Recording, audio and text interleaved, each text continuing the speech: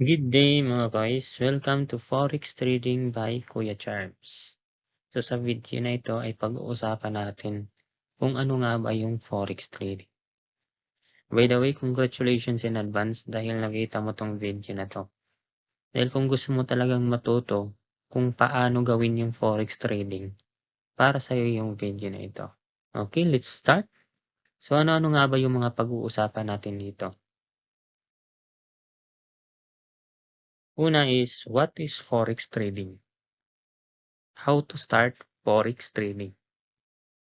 Pangatlo, how to trade Forex. So ano nga ba yung Forex trading? So ang Forex is short for foreign exchange. It is also referred to global marketplace for buying and selling different currencies. And it is also known the largest financial market. So paano nga ba gumagana yung Forex trading? Paano nga ba tayo kumikita dito? So bibigyan ko kayo ng isang simpleng example lang. Yun si Kois ay may 1,000 pesos. At sa time na yan, yung $1, ang equivalent niya is 50 pesos. So nag-overthink si Kois. What if daw kung tataas yung value ng dollar? So napag-isipan niya na yung 1,000 niya ay papalitan niya ng dollar. Yun. So yung 1,000 is naging $20. Kasi nga yung value sa time na yan is $1 equal to 50 pesos. And after 1 month, tumaas na yung value ng dollar. So, tumama yung pag-overthink ni Kois. So, yung $1 ay naging 55 pesos na. So, ang ginawa ni Kois, binalik niya yung $20 at yung 1,000 niya ay tumubo ng 100 pesos within 1 month. Pero sa Forex trading mga Kois, hindi lang ganyan kaliit yung kikitain natin. Pero syempre, vice versa, hindi din ganyan kaliit ang matatalo sa atin. So, dapat mag-invest tayo ng knowledge bago tayo pumasok sa Forex trading. So, yan ang Forex. Sunod nating pag-uusapan is how to start Forex trading. Take note, kailangan mo ng knowledge. Pangalawa is legit broker. Pangatlo, MetaTrader. Pang-apat is laptop or PC or CP. Ang last is pera. So bakit nasa unahan yung knowledge? Gaya nga ng sinabi ko kanina, pwede tayong matalo ng malaki dito. So kaya nasa unahan yung knowledge kasi yan yung pinaka-importante sa lahat.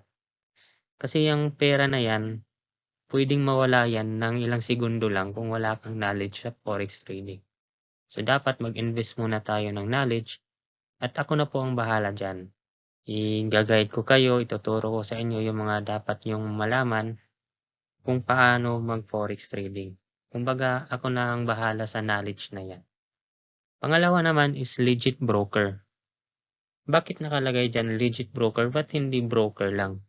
So, kailangan natin ng legit broker. Kasi ang purpose ng broker is dyan tayo magdi-deposit at magwi-withdraw. So, yan yung purpose ng broker, no?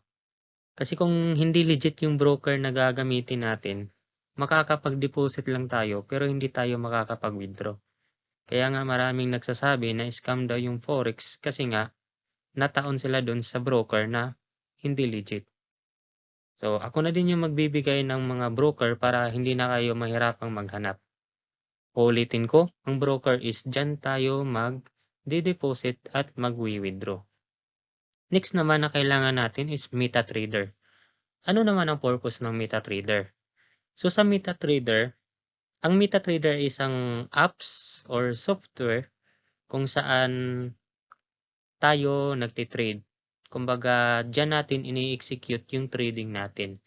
Dyan tayo nag-a-analyze ng chart. Dyan din tayo nagbabuy and nagsisell. So, kumbaga, ang sequence niyan, yung pera mo is di-deposit mo sa broker. Tapos yung na-deposit mong pera is iti-trade mo sa MetaTrader apps. So ang purpose ng MetaTrader is diyan natin gagawin lahat ng execution natin sa trading. Analysis, buy and sell, set ng stop loss, set ng take profit, diyan lahat yan sa MetaTrader. Next naman is laptop. Pwede ding PC or CP. Depende na sa inyo kung ano yung available sa inyo. Bakit kailangan natin yung mga yan? Kasi hindi natin magagamit yung MetaTrader na yan. Gaya nga ng sinabi ko kanina, MetaTrader is a software or application. So, kailangan natin ng laptop, PC or CP kasi dyan natin i-install yan at dyan natin papatakbuhin yung MetaTrader na yan. So, yan lang yung purpose ng laptop natin or yung PC or CP natin. Panghuli is pera. Bakit hinuli ko yung pera? Oo, hindi tayo makakapag-trade kung walang pera. Pero nilagay ko yan sa hulihan kasi nga, mas importante yung knowledge. Ayaw ko kasing magaya kayo sa experience ko dati na nauna ako sa pera, nag-greedy ako kahit wala pa akong enough knowledge on how to trade. Nag-invest agad ako ng pera. Ang naging resulta is ayun, sunog yung account ko. Kumbaga, naubos lang. So, ayaw kong ma-experience nyo yung mga na-experience ko. Kaya hanggat maaari, focus muna tayo sa knowledge. Next is how to trade Forex. Just follow these 2 steps. So, dalawang ano lang yan, no? Dalawang steps lang yan. Step 1 is create account in a trusted broker. So, gaya nga ng sinabi ko kanina, dapat doon tayo mag-ano sa mga digit broker. So, ako na yung bahala dyan. Magbibigay ako sa inyo ng link kung saan kayo pwede makapag-create ng account. Pangalawa naman is install MetaTrader in your PC, CP, or laptop. So, kailangan natin i-install yung MetaTrader kasi doon nga tayo mag-execute ng trading natin. So, yun lang. Please share and follow para sa part 2. Thank you.